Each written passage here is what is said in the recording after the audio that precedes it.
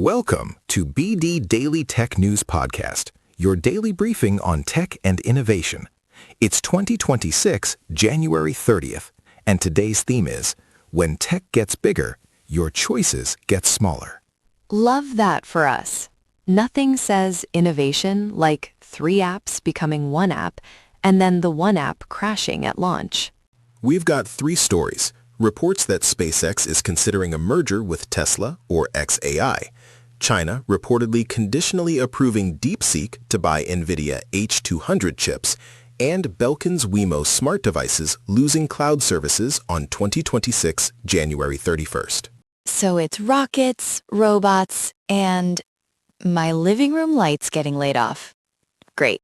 Let's start with the billionaire Voltron situation. What happened?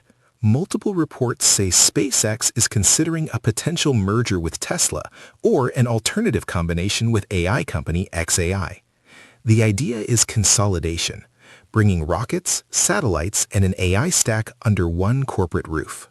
So like one subscription for internet, a chatbot, and a car that judges your driving.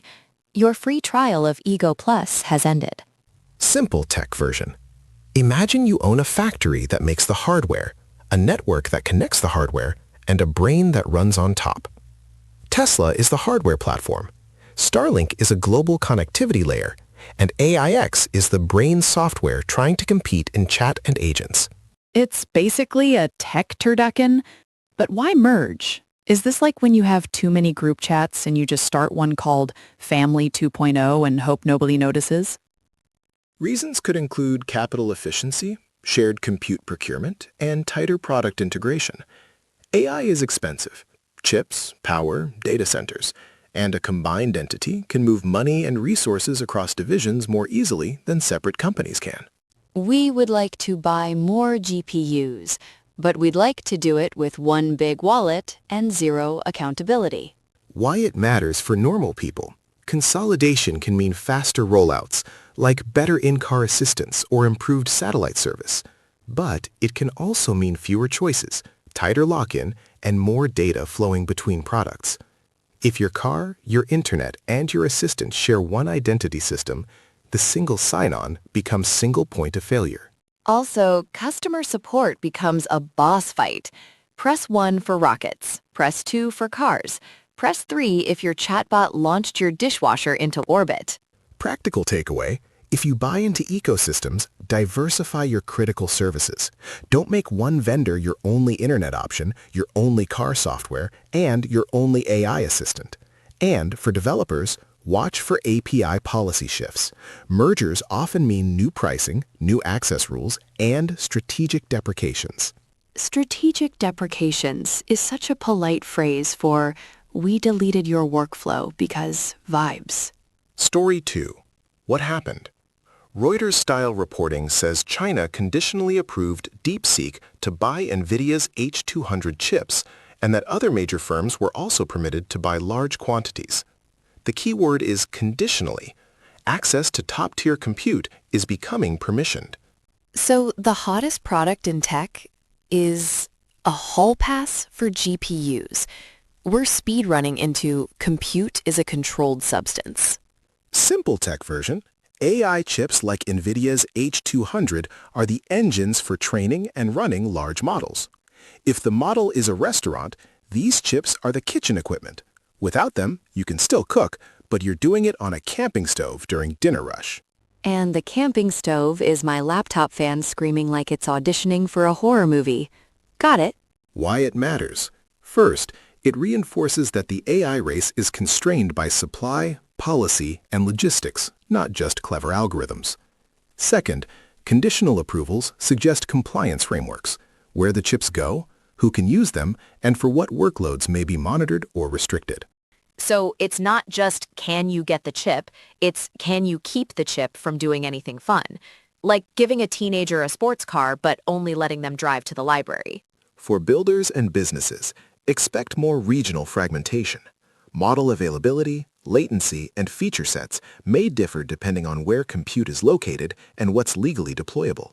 If you're shipping AI products, design for multi-cloud and multi-region from day one. Multi-cloud is like dating multiple people because you don't trust any of them to show up on time. Romantic, but exhausting.